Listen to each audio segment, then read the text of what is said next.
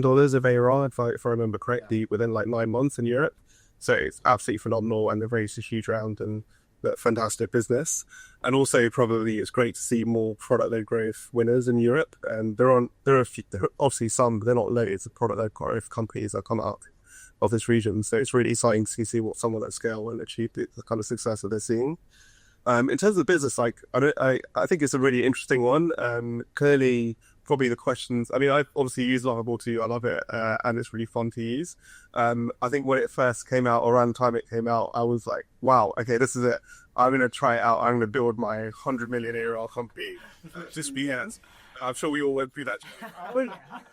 Man, I got so into like the B2C, like indie hacker. I was looking at levels.io. I was looking at all the guys, and I was like, I'm actually gonna live in, don't know, just go live in Southeast Asia and just vibe code my way to like 10k. I was building a CRM. Like, I was watching the like 1 hour long tutorials. Like, everybody was like living and breathing it, trying it, doing it. Yeah. And as you probably found, it has some limitations, right? So you quickly find that it's great for that like UI front end and probably like simple consumer applications. I think as it gets more complicated, it's not sort of as straightforward to build like a fully, you can't build, for example, at least in my understanding, is a fully fledged CRM that could compete with Salesforce or HubSpot or any of the new ones, right? So so it's really, I'm quite fascinated to see how the use cases for that business plays out. I heard some like really interesting things about maybe, I think I read something recently about Google using vibe coding in one of their product interviews or something like that. I think I saw it like yesterday, which I thought was interesting. I didn't really read beyond the headline, but I saw something like that on posted somewhere. So I'm just wondering, like, is it a useful tool for product teams to see like the outcomes of what they're trying to do very quickly, and just get a sense of that. I think there's probably a very useful, obvious use case around landing pages and building those very quickly. And I think I read somewhere that Lovable is seeing good traction in that area. Yeah. And there's also going to be a segment of their business, which I guess I assume, again, I haven't actually looked at the detail, but it's going to be probably more consumer focused. And it's going to be quite interesting to see how that kind of business pivots and scales and becomes really more increasingly B2B over time. Yeah, no, absolutely. I think we've spoke about this before as well. Like, what you use the working products. You used it a lot, sort of making like a mock-up of something, and then presenting like this is what we want to build. Like I've managed to spin this up in a couple of minutes. I think that's the best use case, is like putting it in the hands of product managers, engineers, designers. Exactly. And I've seen tech companies use it, but they've sent me like prototypes of dashboards and internal products, but then as soon as it goes live, it's behind a custom domain, so you have no idea that it's Lovable. And I think that's the biggest use case, is like doing the B2B selling and getting teams on it. And actually, I think part of the announcement, Anton, the CEO, talked about how I think they've signed enterprise deals with people like Klarna. So it's not just the sort of B2C. And Anton talks a lot about those successful businesses that are B2C and the top 20 companies that are generating millions of revenue. But I think that's the big play, is can they replace people like Figma?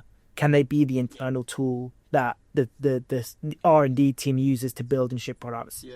Even if it's not in a live prod environment. But I think for me, it would be, when I was working product, to have a whole environment hosted on Lovable of your product would be amazing. Then you can just iterate quickly, show your customers, get feedback.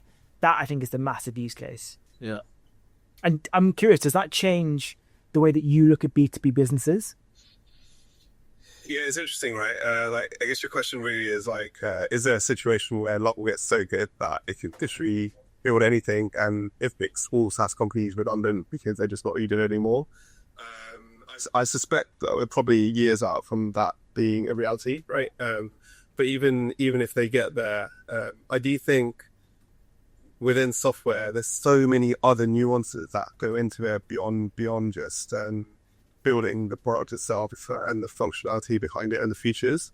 Like every single industry that you sell into has nuances. There might be like particular wording choices or particular fields that need to be put in, and there might be, I don't know, regulatory stuff that the company's built up experience in over time. Or they've got incumbency with existing customers. So I don't think it will like fully destroy the SaaS market, but I do think it will work alongside sort of SaaS companies, like you said, particularly in product development, product design, and I assume that's the like route that they're going down. Yeah. Yeah, I mean, it would be great if they managed to unlock. And this is what I think maybe that this new round. I've not looked specifically into what Anton's sort of been quoted saying where the money's going to go, but I kind of see this as their potential shot on goal for unlocking B2B, is what I'm thinking, and what what seems like the most sort of plausible approach to how they're going to deploy the capital. Also in like trending news recently, I just want to talk about Windsurf. Google, Windsurf, Cognition. Give us your thoughts. Give us your feelings. I mean, is this like a new sort of wave of acquisitions that's happening where you kind of just cherry pick whatever you want? You don't have to buy the whole. What's happening? Like, let's say, yeah, clearly, so obviously the background on this one is the founder and I think the top 20 employees got acquired by Google. And then Cognition came in and essentially maybe saved the day and acquired the rest of the business. So it's a really interesting story, and a lot of people have opinions on how, you know, some people feel that the employees were hard done by and X, Y, Z. I think I'll focus on, like, my thoughts on this is this a new way of how companies are going to be acquired? I think probably not, because if you think about it, at the time, Windsurf, I think, was it going $100 or $80 million, or something like that in terms of ARR when it got sold, and it's quite unique that an acquirer is happy to buy a business but not buy the revenue base, that essentially apply no value on the revenue base, and that's obviously what Google did there, right? I think that there's like a very small like segment or group of companies that maybe in that kind of world where actually we just want the team. We don't care about the product. I think that's a particularly unique situation. And so for your regular sort of like normal software company trying to sell in the future or sell this business in the future, I think it's highly unlikely that the CEO, whatever, gets paid a huge payout and abandons all its employees. I think that's a really unlikely scenario. I also think there's probably nuances with the Windsurf situation that we just don't know as to why the founder took that approach. I'm sure there's something that we just don't know behind the scenes.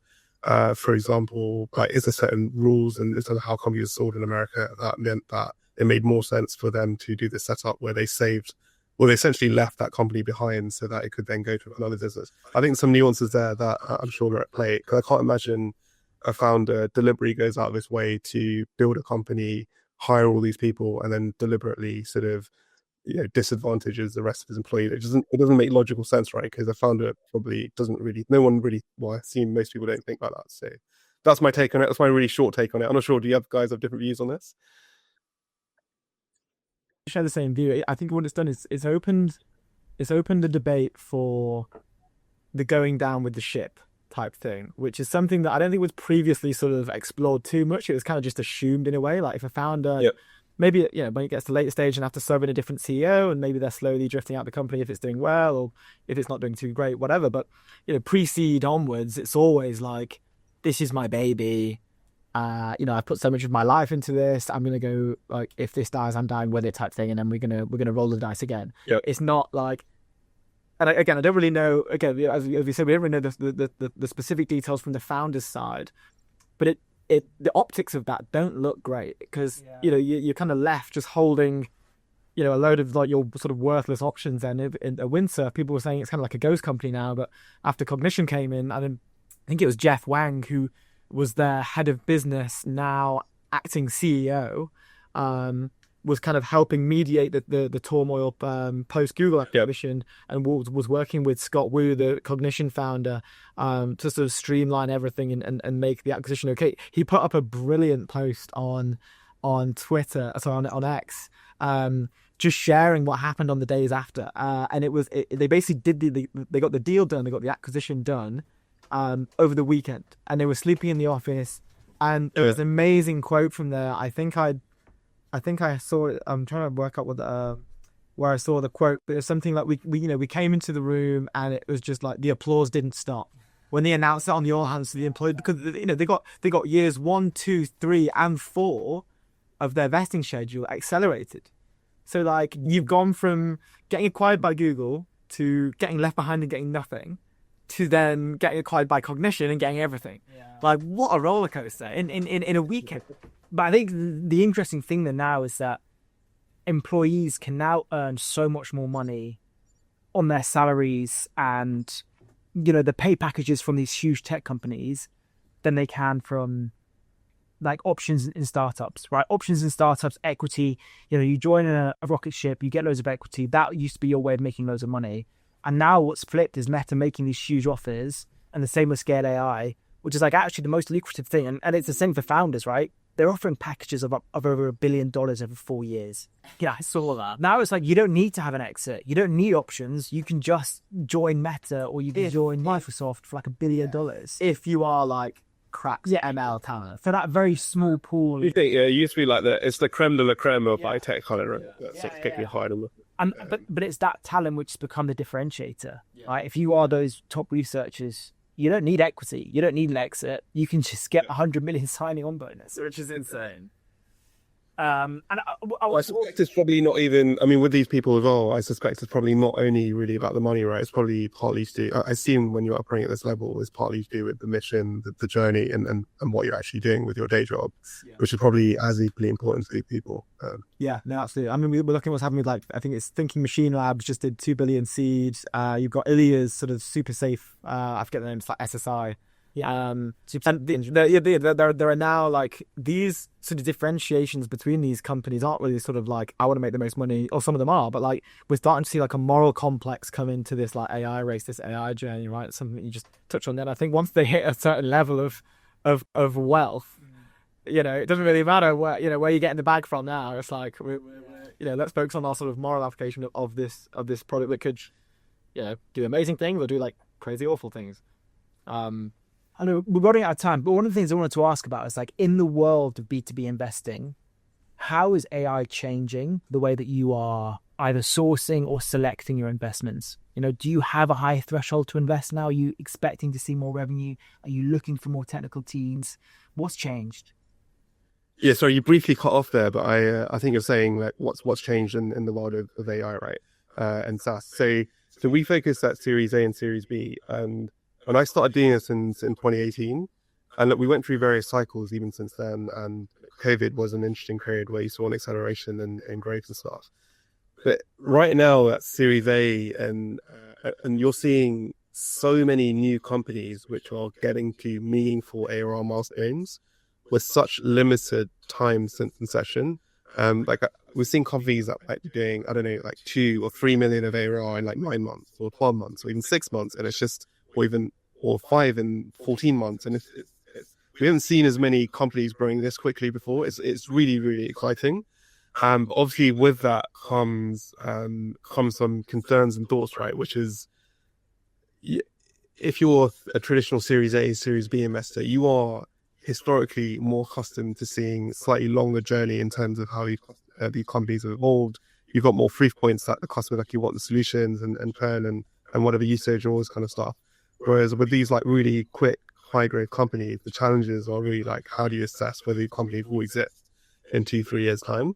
And we do have a thesis around that, right? And it's more, we do as much as we can, right? From a product diligence and customer diligence and usage and everything else that we can analyze, churn, monthly churn and stuff like that. But we also, particularly where it's a vertical AI software play, so where they're selling into a specific vertical like healthcare or legal tech or whatever it is, we are quite focused on backing teams where they have a high product and customer leading.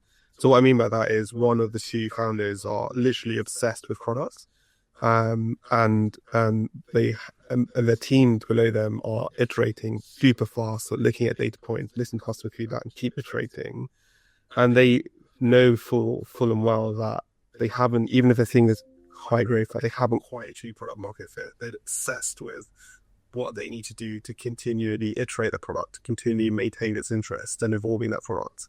And they're more entrenched with their customers. Those are the kind of teams where they're like iterating fast, product obsessed, and have these great metrics and obviously the other bits that we look for. It's kind of how they're thinking about investing in these. Yeah, I saw. Amazing. Well, look, we're out of time. But look, thank you so much for joining us. We've had, I think the volume has been on and off, generally on. We're good. Well, I think we're okay here, us 3. But like maybe our viewers have had some issues with audio, but I'm sure it's fine. But thank you so much for joining us. Look, we'll get you on again. Like anytime you've got news, you want to talk about things for the portfolio, your founders, come back on. We'd love to have you. Yeah, absolutely. I'd love to do that. No, thank you so much. Thank you. Ciao.